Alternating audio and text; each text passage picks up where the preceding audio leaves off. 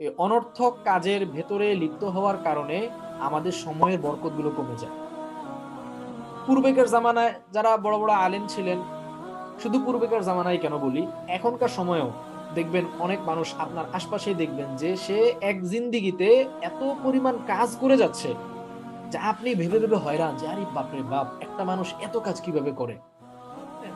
কিন্তু দেখবেন যে এই যে একটা মানুষ সে এত কাজ করছে, সেও তো মানুষ, আপনিও মানুষ।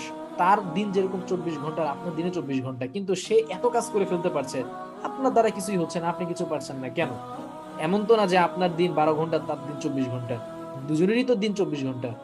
তাহলে সে এত কাজ কেন করছে? কারণ সে অনর্থক কাজের মধ্যে লিপ্ত থাকে না। সে এই যে হাদিস আল্লাহ রসুলের মিন হুসনি ইসলামিল মারই তারকুহু মা লা ইয়ানি, এটার উপরে সে আমল করে নিয়মিত, যার কারণে তার কাজের মধ্যে আল্লাহ তাআলা প্রচুর বরকত দিয়ে দেন।